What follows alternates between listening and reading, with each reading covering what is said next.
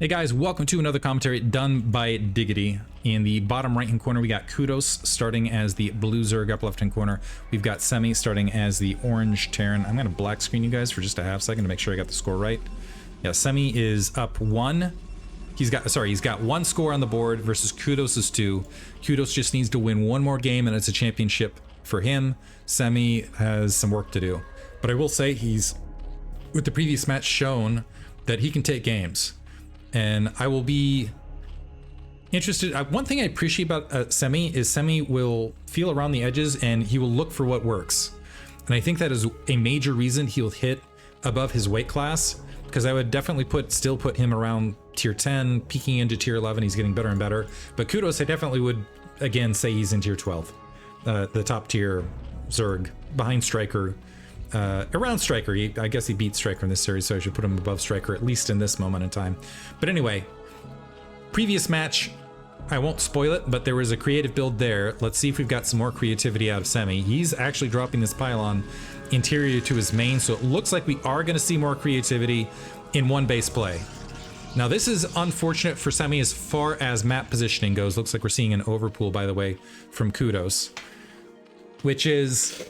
typically, when you're opting for one base play, you're accelerating your tech as Protoss, and you're kind of inverting the script a little bit, where you're trying to inflict as much damage and get Zerg to overcommit economically. And run them over and put yourself in a good position from there. A lot of Zerg will be caught off guard by this. However, usually you want a vertical or horizontal spawn. You don't want cross spawn, because you're trying to encroach and attack your opponent, and having the distance provides all the more space for your Zerg opponent to provide a little bit more defense overall. We'll see if Kudos drop. I'm not sure if it's just top level Zergs, where it's a pride thing or something along those lines, initial Zerg and queued up. I also want to say it's critical here that this drone scout is moving out for Kudos. So Kudos he'll be able to go into the natural expansion when he sees a lack of pylon there. He'll certainly know something's up. And we'll know that there's some sort of play. The question is what kind of tech play? Very fast cybernetic score. Let's see if this turns in. The options are you can go DT, you can go 4-gate Zealot +1, very fast leg speed, things along those lines. You can also go massive Corsair fairly rapidly and try to overwhelm your opponent, though. I feel like Stargate Gateway, like 2-gate Sair, is pretty typical from one base play, but we'll see. See what Semih has in store. The drone is going to be able to make its way in. The Zealot just kind of sitting along that back edge, and that's going to be a lot of scouting information that it's able to glean right this second. Citadel of a Dune dropping for Semih. I think we're making our way more towards DT play. The drone going to go ahead and fold its way out. Some Zerglings making the way in. Semih still has not scouted his opponent's base. And a Zergling is going to be able to slip on by. And this is going to be huge because they're going to be able to spot, critically, they're going to be able to spot Citadel of a Dune. Also, Kudos looks like he's going to get an amazing trade here initially. A Dragoon popping out here as far as the follow-up, by the way. 2 Zerglings are going to pop very rapidly, but this is going to be insufficient. You can see Semih actually pulling the probes off, trying to deny the scouting information, but the lone Zergling is able to crawl across and confirm that there's a Citadel of a Dune in construction and a second gateway. So he knows that it's more likely than not going to be a DT play. Third base up here from Kudos. All he has to do, actually screening a couple more Zerglings out, doesn't need to do it. If he won't do it. And actually, I feel like Striker maybe would have been served in the previous matches, but one sunken colony, and all of a sudden a lot of the problems disappear. It looks like he's dropping a Hydro Sten. His economy is certainly going to be stronger throughout here. I like Kudos actually continuing with these Zerglings just to stay in your quarters to make sure that there's not a sudden change in plans and a double Nexus or something like that. Something crazy. Third gateway dropping with the Templar Archives. And so now the play is with, so the Dragoons potentially want to swat Overlords. What would be interesting actually is to see a triple Dragoon out of this after the DTs to try to swat Overlords out of the air and make that play. That could be effective against the third base. Drone scouts the Hydralisk, by the way. But otherwise, it will be up to the Zealots and just having more punch. And I don't know that the more punch is going to happen as we're making our way across and additional Zerglings are going to be fielded. Keep in mind, Dragoons do not do, particularly without range upgrade, do not do particularly well against Zerglings.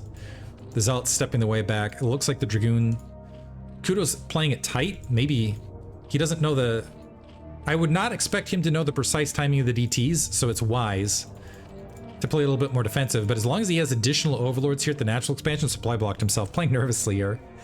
As long as he has additional Hydralisks and overlords at all locations, he should be fine. The DTs are away, by the way. Going to link up, and so this is going to be our punching power right here.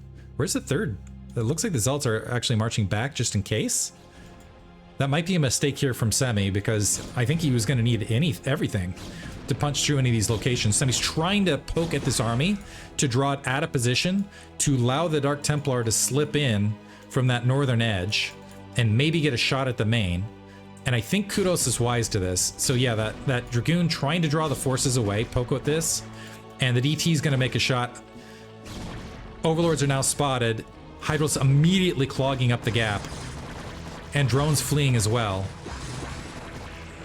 1 DT down, 2 DT down, and the third DT does not escape, leaving just the Dragoon on the front. Another DT is making its way up, but now Kudos is in a dominating position. When you're even on workers and you have 3 hatcheries worth of larvae to work with, you are not usually in a winning position Protoss. What usually Protoss, you want to be at 1 base, you want to have a lot of gateways, and you want to be 1 base below wherever Zerg is and fully saturated, and have some Psy Storm to boot and whatever else not. In this situation, I don't know that there's a follow-up that Semih will be able to execute to really punch through this. He is going for Zealot leg speed and +1 weapons, so I don't think there's a timing off this. The +1 weapons is going to come out pretty late, because I don't think Semih can play economic catch-up here.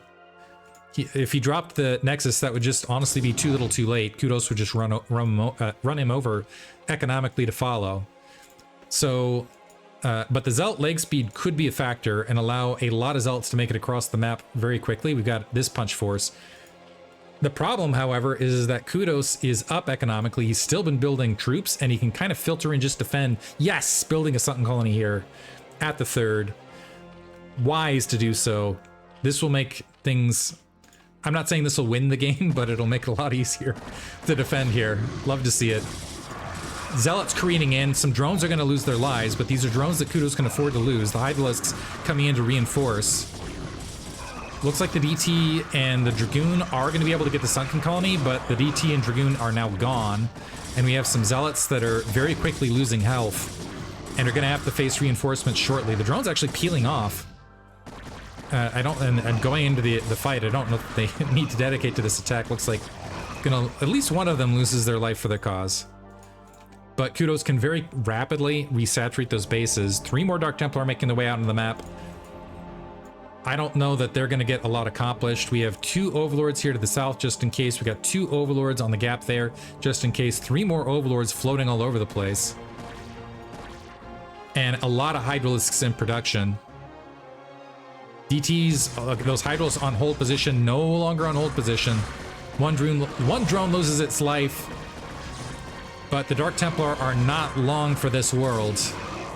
Once again, disappear into the ether, and that is GG, giving Kudos his 3rd win in this best of 5. He's the grand final winner of Starcon 2025, and well deserved. It's good to see Semih in here too, especially with some creative builds though. Hope you guys enjoyed this series. Go support all of these guys when it comes down to Kudos has actually been streaming pretty regularly. If you go to Kudos BW, check out all the rest of these guys around various communities, Artosis's channel, CPL, etc., etc., and be sure to root for them. I hope you guys enjoyed the series. Thank you for listening.